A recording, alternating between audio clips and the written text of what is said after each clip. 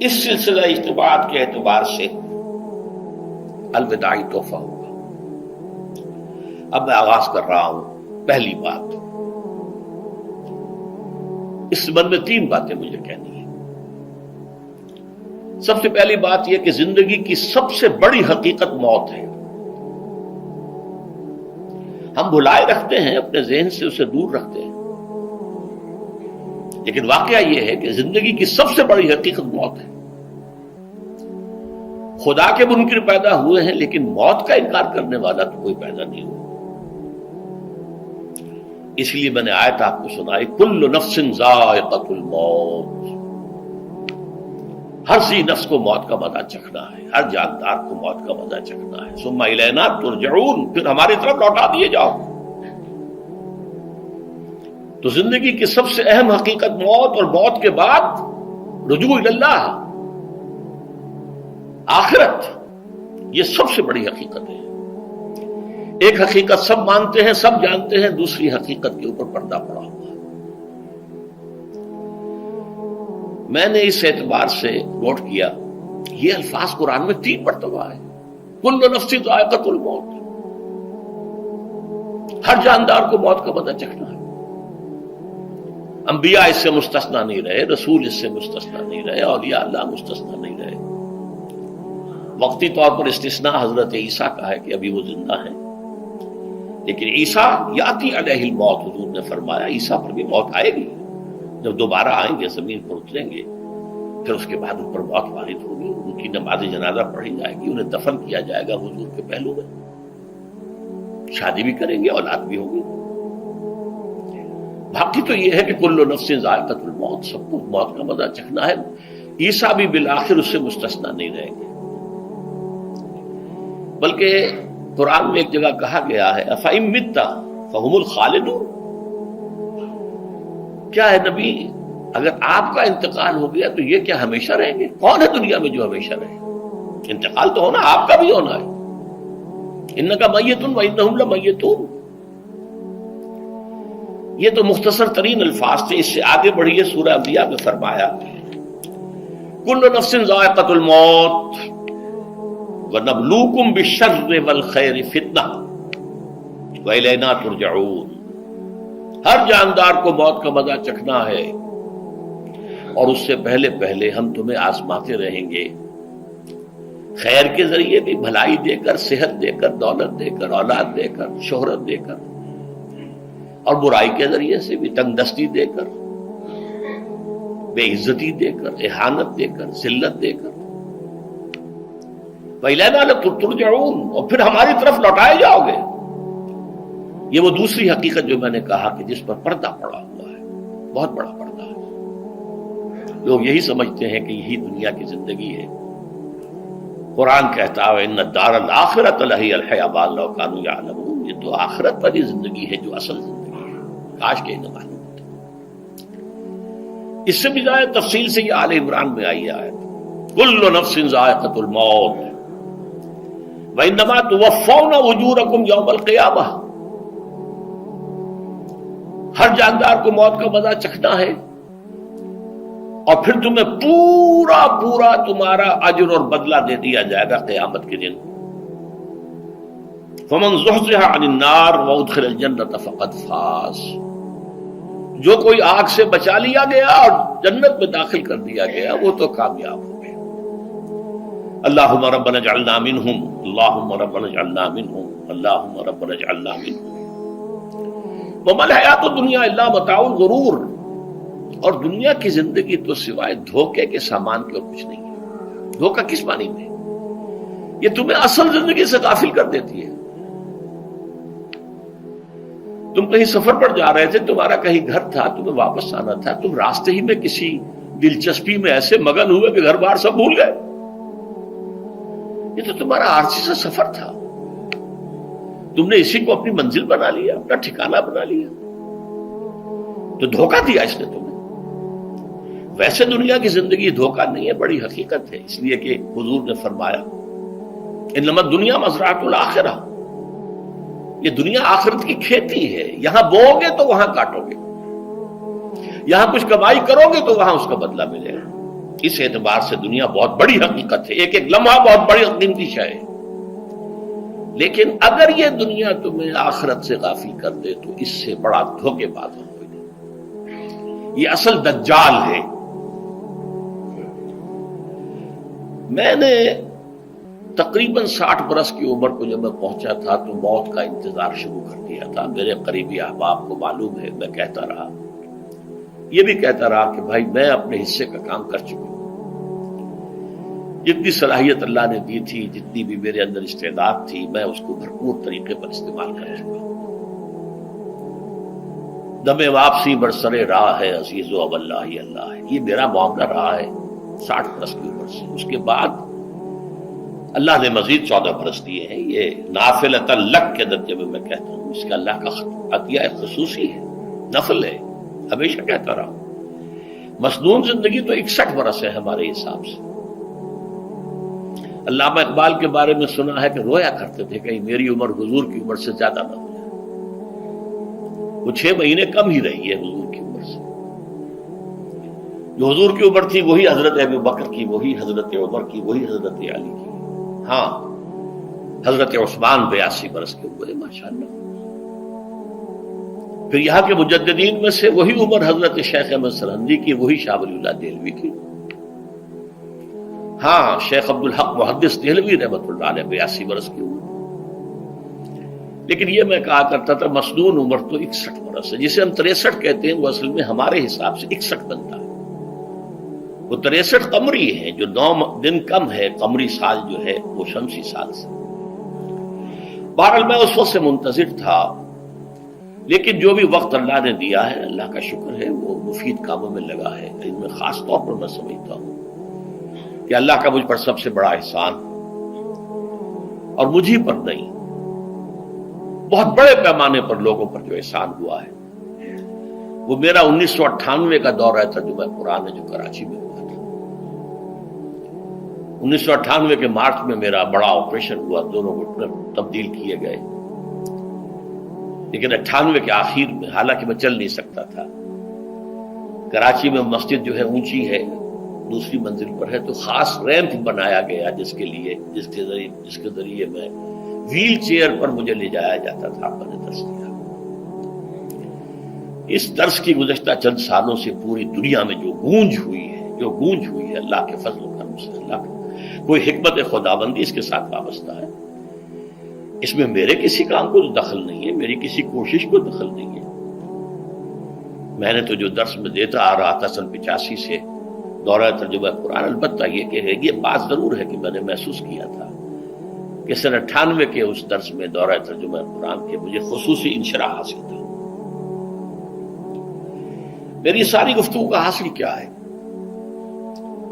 دیکھیے، نظریاتی تحریکوں کا تعلق اشخاص سے نہیں ہوتا، ٹھیک ہے، کوئی اس کا داعی ہوتا ہے، کوئی اس کا مؤسس ہو جاتا ہے، کوئی اس کا آغاز کرنے والا ہوتا ہے، لیکن نظریاتی تحریک افراد سے وابستہ نہیں ہوتی۔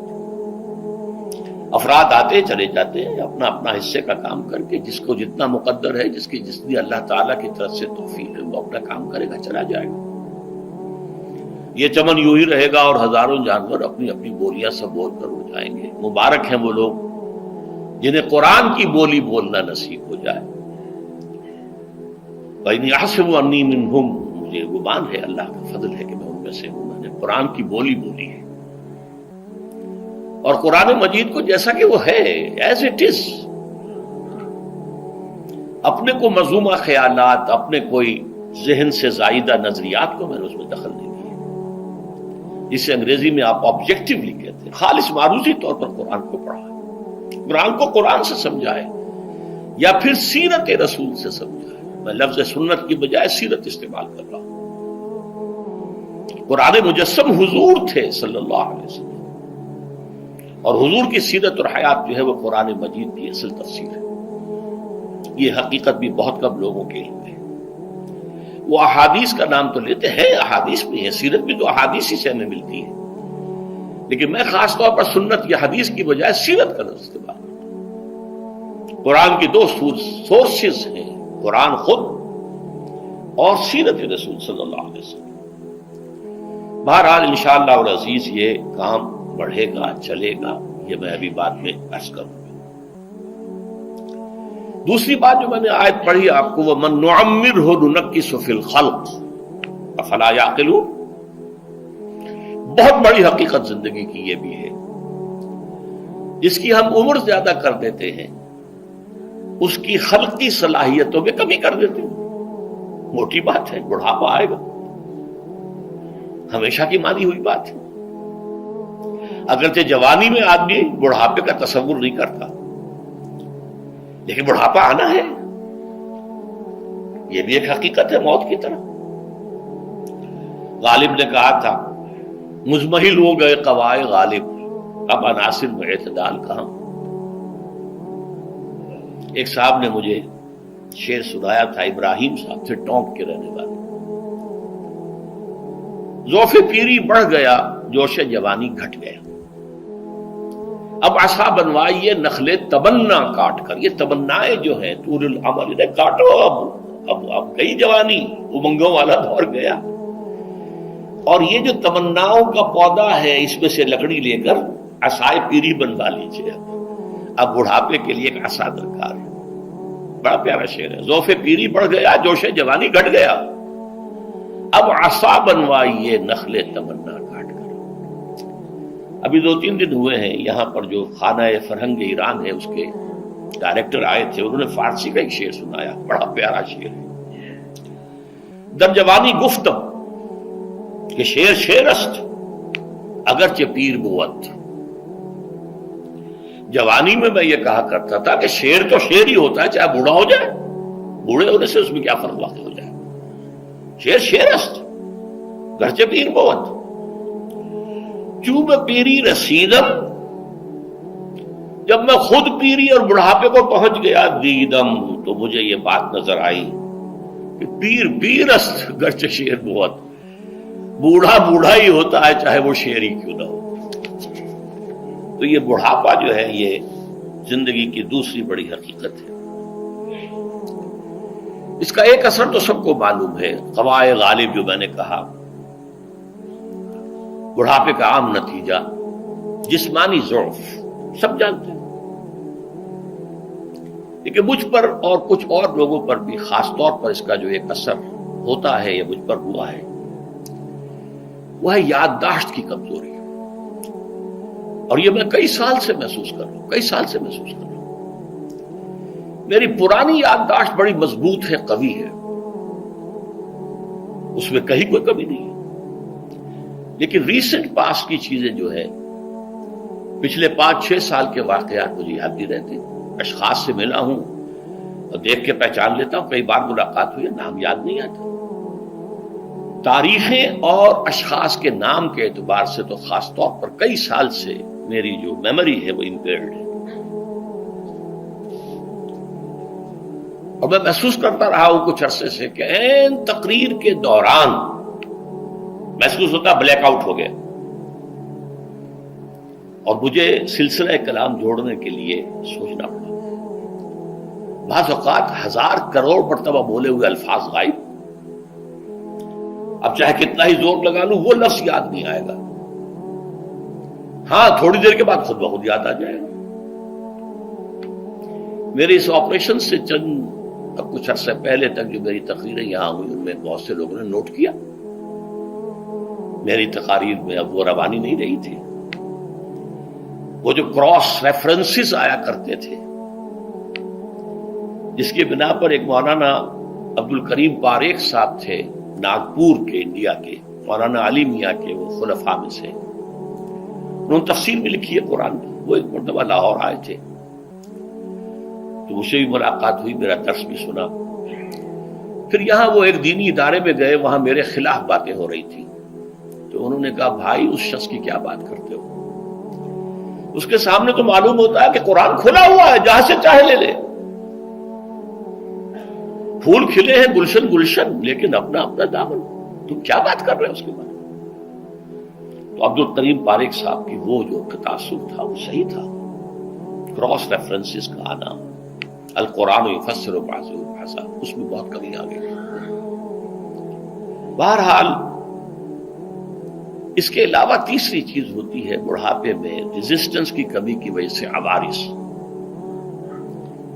بلڈ پریشر کا میں مریض ہوں اور کوئی 25 برس سے ہوں، شوگر کا میں مریض ہوں اور کوئی 5 برس سے ہوں. ایک خاص برس جو مجھ پر آیا ہے آج سے 4 سال پہلے، اس کی ایک تاریخ ہے. یہ جو امراض دماغی کے ماہرین ہیں یہ کہتے ہیں کہ ایک مرض ہے بائی پولر ڈپریشن. انسان میں کبھی تو انشراح ہوتا ہے، ایکٹیویٹی ہوتی ہے، سوچتا ہے اور ایکٹیو کرنے کے لیے، گفتگو کے لیے، بھاگ دوڑ کے لیے طبیعت میں آبادی ہوتی ہے. کبھی وہ بجھ سا جاتا ہے، کبھی وہ حرکت کرنے کو جی نہیں چاہتا، پڑا رہے کسی کونے میں، سو جائے. تو یہ بائی پولر معاملہ کہلاتا ہے، یہ ویو چلتی ہے. اچھا یہ ہے ہر انسان میں، جسے ہم عام طور پر کہتے ہیں موڈ آف ہے بھائی میرا، مجھ سے باتیں کرو. تو یہ موڈ کا آف ہو جانا، آن ہو جانا، یہ عام آدمی میں بھی ہوتا ہے. لیکن جو اللہ کے کسی فضل و کرم سے زیادہ ذہین ہو، زیادہ حساس ہو، ان میں پھر یہ جو ویو ہے یہ زیادہ اونچائی زیادہ نیچائی، زیادہ اونچائی زیادہ نیچائی، اور اس کو پھر ہم کہتے ہیں مرض، بائی پولر. یہ ہمارا خاندانی مرض ہے. والد صاحب کا تھا، بڑے بھائی اظہار احمد صاحب کو ہوا، میری بڑی ہمشیرہ کو ہوا. عام طور پر اس کی عمر ہوتی تھی 3 تجربے مجھے ہیں. والد صاحب کو 13 برس میں نے اٹینڈ کیا ہے اس بیماری میں، سن 52 سے 65 تک جب کہ ان کا انتقال ہوا.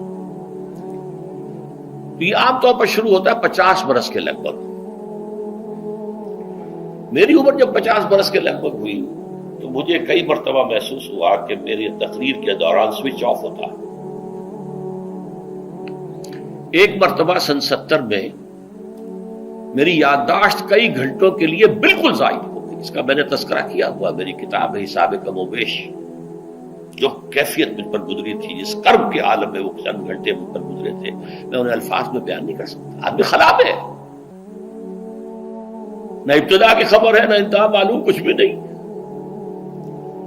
میں جب 50 برس کا ہوا اور یہ ایک مرتبہ مجھے جھٹکے لگے مسجد سمن آباد کے اندر، تو میں نے ڈاکٹر رشید چودھری صاحب سے، وہ میرے والد صاحب کے بھی معالج رہے تھے، میں نے ان سے کہا کہ یہ ڈینجر زون میں داخل ہو گیا ہوں. ان کا نہیں، آپ کو یہ نہیں ہوگا، اس لیے کہ آپ اللہ کے کتاب کی خدمت کر رہے ہیں. تو ان کی یہ بات پارشلی ٹروتھ نکلی کہ 70 برس کی عمر میں مجھ پر یہ 20 برس اللہ تعالیٰ نے مجھے اس میں ایک بونس دے دیا. 70 برس میں ظہور ہوا. اس کا ایکسائٹنگ کاز بنا ہے افغانستان میں جو حادثہ ہوا طالبان کے ساتھ. اتنا صدمہ مجھے تھا، ایک دم بیٹھ گیا. یہ چیز جو ہے ابھی کنٹینیو کر رہی ہے.